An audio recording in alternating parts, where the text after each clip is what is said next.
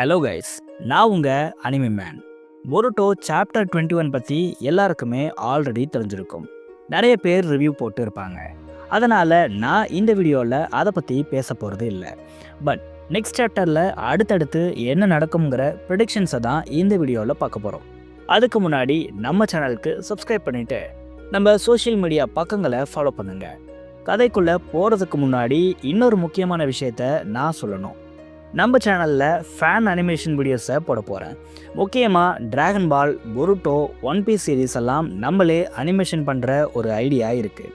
But இதுக்கு கொஞ்சம் செலவாகும். ஏன்னா புதுசாக எடிட்டர்ஸ்லாம் ஹையர் பண்ண வேண்டி இருக்குது. யூடியூப் ரெவன்யூவை வச்சு இது எல்லாத்தையும் மேனேஜ் பண்ண முடியாது. அதனால் நம்ம சேனலில் ப்ரொமோஷன்ஸை ஸ்டார்ட் பண்ணலாம்னு இருக்கேன்.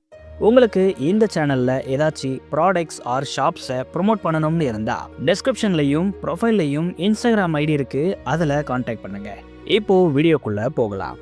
சாப்டரோட பிகினிங்கில் சரடாவோட ஃப்ளாஷ்பேக்கை காட்டுறாங்க. அதில் அவங்க ஒக்காகி ஆகிறத பற்றி பொருட்டோ கிட்ட பேசிக்கிட்டு இருக்காங்க. பொருட்டோ சரடாக்கு ரைட் ஹேண்ட் மேனாக இருக்க போகிறதா சொல்லியிருப்பாரு. அப்போவே இவங்களுக்கு பொருட்டோ மேலே ஒரு ஃபீலிங்ஸ் வந்திருக்கும். பட் ஒக்காகே ட்ரீமை அச்சீவ் பண்ணணும்னா இது எல்லாத்தையும் அவங்க தவிர்க்கணும். அதனால் அவங்களோட ஃபீலிங்ஸை இக்னோர் பண்ணிட்டு இருந்திருப்பாங்க.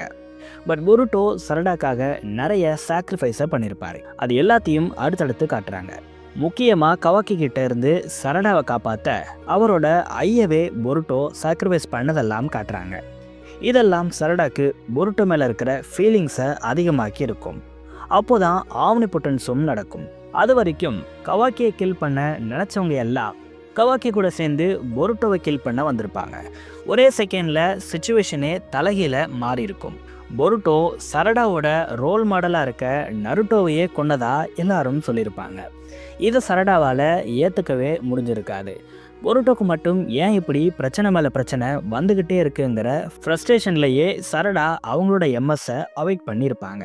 அப்படியே சாஸ்கே பொருட்டோ கான்வர்சேஷனையும் நமக்கு காட்டுறாங்க. அதில் சாஸ்கே மங்கேக்யோ ஷேரிங்கன் பற்றி பொருட்டோக்கு எக்ஸ்பிளைன் பண்ணுறாரு. இந்த ஒரு எக்ஸ்ட்ரீம்லி டெரிபிளான சுச்சுவேஷனில் தான் அவேக் ஆகும்னு சொல்லிட்டு இருப்பார்.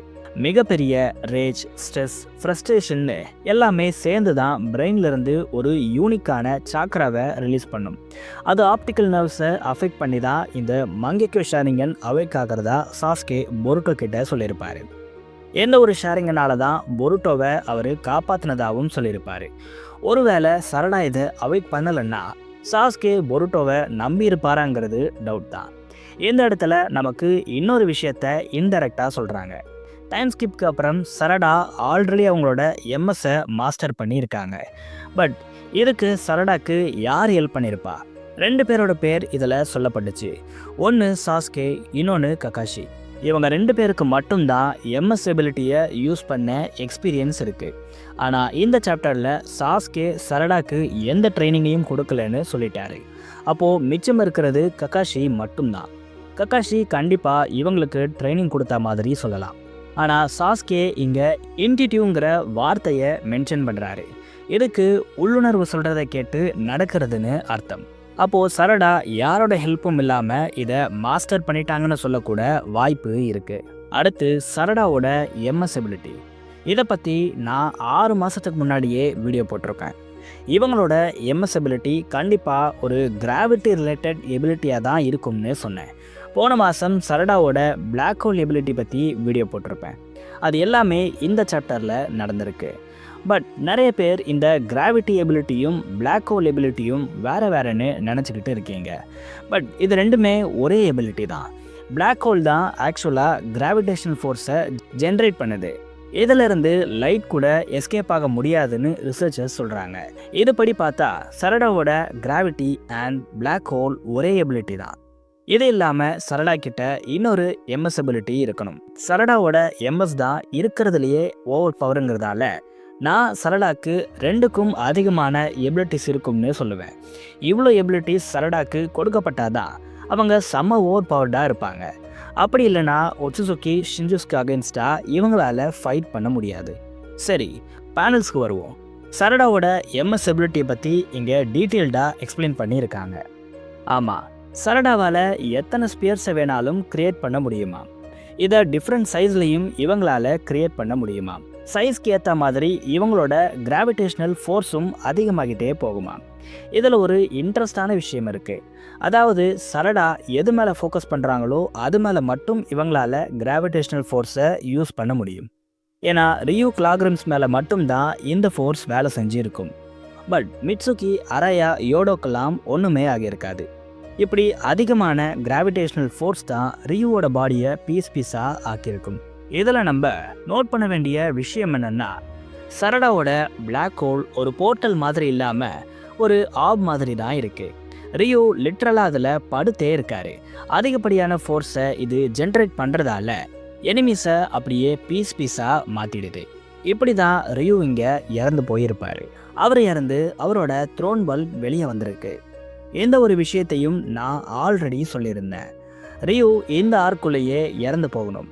ஏன்னா காராவோட நிலைமை ரொம்ப மோசமாக இருக்குது. ஆல்மோஸ்ட் சாகிற சுச்சுவேஷனில் இருக்கார். காரா சீல் பண்ணப்பட்ட சன் டைமை ஃப்ரோஸ் பண்ணலை. அதனால் எவ்வளோ சீக்கிரம் ஷிங்கி வராரோ அவ்வளோ சீக்கிரம் காரா பழைப்பார். இதனால் இந்த ஆர்க்குள்ளேயே ரியூவோட கதை முடியும்னு நான் சொல்லியிருந்தேன். அதே மாதிரி ரியூ இந்த சாப்டரில் காலியாகிட்டார். கண்டிப்பாக இவரோட சோல் த்ரோன் பல்பை கோஜி எடுப்பார். மொய்கியும் ஷிங்கியும் இந்த ஆர்க்குள்ளேயே ரிட்டர்ன் ஆக தான் போகிறாங்க. இப்படி ரிட்டர்ன் ஆகிறதால ஷிஞ்சுஸோட ஸ்ட்ரென்த் குறைய வாய்ப்பு இருக்குது. அதனால் அடுத்த ஆர்க்குள்ள நம்ம புதுசாக நிறைய ஷிஞ்சுஸை பார்க்கறதுக்கான வாய்ப்பு இருக்குது. அடுத்து கோஜி அண்ட் ஐடாவோட கான்வர்சேஷனில் இந்த பேட்டிலோட அவுட்கம் பற்றி பேசிகிட்டு இருக்காங்க. அப்போது இந்த பேட்டிலோட ஒன் ஆஃப் த கோலை நம்ம அச்சீவ் பண்ணிட்டோன்னு கோஜி சொல்லியிருப்பார். அப்போ இந்த பேட்டிலில் இன்னும் ஏகப்பட்ட கோல்ஸை இவங்க அச்சீவ் பண்ண வேண்டியிருக்குன்னு தெரியுது. அது மட்டும் இல்லாமல் இந்த டைம்லைனில் இன்னும் ஏகப்பட்ட விஷயங்கள் நடக்க போகுது. ஆனால் கோஜி பொருட்டோக்கே சில விஷயத்தை மட்டும்தான் சொல்கிறாருன்னு இந்த சாப்டரில் தெளிவாக சொல்லிட்டாங்க. இது எல்லாத்தையும் விட முக்கியமான விஷயம் அடுத்து நடக்குது. பொருட்டோ கோனாமாருவும் இந்த ஃபைட்டில் சாக போகிறாருன்னு புரிஞ்சுக்கிறாரு. கோஜி இன்டைரக்டாக இதை சொல்லிட்டாரு. உடனே பொருட்டோ ஒரு செகண்டில் டெலிபோர்ட் ஆகி மாட்சுரியை கொண்டுடுறாரு. இங்கே பொருட்டோ வந்த ஸ்பீட் ரொம்பவே டாப்பாக இருக்குது. ஏன்னா அப்போ தான் பொருட்டோவோட அயன் பேட்ச் அங்கே விழுது. அது என்னன்னு கோனாமாரு பார்க்குறதுக்குள்ளேயே பொருட்டோ மாட்சுரியோட கதையையே முடிச்சிட்டாரு. இதை இந்த பேனல்லையே உங்களால் பார்க்க முடியும். கோனாமாருவோட லுக் இன்னமும் அந்த பேட்ச் மேலே தான் இருக்கு. அப்புறம் என்ன நடந்துச்சுன்னு எல்லாருக்குமே தெரியும். மாட்சுரியை பொருட்டோ பீஸாக ஆக்கியிருப்பார். இந்த ஒரு சீன் ஆக்சுவலாக டிராகன் பாலை இன்ஸ்பயர் பண்ணி தான் எக்கிமோட்டோ பண்ணியிருக்காரு. இது எந்த சீன்னு தெரிஞ்சால் கமெண்ட்ஸில் சொல்லுங்கள். பொருட்டோ இப்போது வரக்கூடாத பிளேஸுக்கு வந்துட்டாருன்னு நம்ம எல்லாருக்குமே தெரியும். இங்கே ஜூரா வரப்போகிறது 100% கன்ஃபார்ம் ஆகியிருக்கு. ஏன்னா கோஜி பார்த்த எல்லா டைம்லைன்லையும் இதுதான் எண்டிங்காக இருக்குது. ஏன் ஜூரா எப்படி வரப்போகிறாருங்கிறத கூட கோஜி இந்த சாப்டரில் சொல்லிட்டாரு. பொருட்டோ வந்த ஸ்பீடை விட ரொம்ப ஸ்பீடாக ஜூரா இங்கே வரப்போகிறாராம். அப்படி வந்தால் யார் ஜெயிப்பான்னு நினைக்கிறீங்க? கண்டிப்பாக ஜூரா தான். ஏன்னா ஜூராவோட பவர்ஸ்க்கு இப்போது அவருக்கு ஈக்குவலாக சண்டை போடக்கூடிய ஆள் யாருமே இல்லை. பொருட்டோ கொஞ்ச நேரத்துக்கு வேணால் ஜூராவை ஹோல்ட் பண்ணலாம். ஆனால் ஜூராவை பீட் பண்ணுறது நடக்காத கதை. எனக்கு தெரிஞ்சு கவாக்கி, ஹேமாவரி மாதிரியான கேரக்டர்ஸ் பொருட்டோக்கு ஹெல்ப் பண்ணலாம். அப்படி பண்ணாலும் அவுட்கம் ஒன்று தான். ஜூரா பொருட்டோவை கொல்ல தான் போகிறாரு. பட் இந்த ஃப்யூச்சரை ஒரே ஒருத்தரால் தான் மாற்ற முடியும். எஸ், ஷீபாய் தான். இப்போ வரைக்கும் பொருட்டோவை இவர் தான் ப்ரொடெக்ட் பண்ணிட்டு இருக்காரு. எந்த டைம்லைனில் பொருட்டோ இறந்தாலும் அதை அப்படியே மாற்றி விடுறது ஷீபாய் தான். அதே மாதிரி இப்போவும் ஷீபாய் தான் பொருட்டோக்கு ஹெல்ப் பண்ண வாய்ப்பு இருக்குது. ஆனால் டைரெக்டாக ஷீபாய் இதில் இன்வால்வ் ஆகாமல் யாரையாச்சும் வச்சு பொருட்டோவை அவர் காப்பாற்றலாம். அப்படி பொருட்டோவை சேவ் பண்ண போகிறது மோமோஷிக்கியாக இருக்கும்னு எனக்கு தோணுது. ஏன்னா சீரீஸ் ஆரம்பித்து இப்போ வரைக்கும் டிபிவியில் மோமோஷிக்கியோட என்ட்ரியை நம்ம இன்னும் பார்க்கல. அவரோட என்ட்ரிக்கு ஒரு பர்ஃபெக்ட் மூமெண்ட்டாக இது இருக்கும்னு நான் நினைக்கிறேன். மோமோஷிக்கி வந்தால் ஜூராவை பீட் பண்ணிடுவாரான்னு கேட்டால் அதுக்கு வாய்ப்பில்லை. மோமோஷிக்கி பொருட்டோவை பொசஸ் பண்ணி அங்கேருந்து எஸ்கேப் ஆக தான் அதிக வாய்ப்பு இருக்குது. நீங்கள் என்ன நினைக்கிறீங்க? ஜூராவை பீட் பண்ண போகிற அந்த கேரக்டர் யார்? உங்கள் தாட்ஸை மறக்காமல் கமெண்ட்ஸை சொல்லுங்கள்.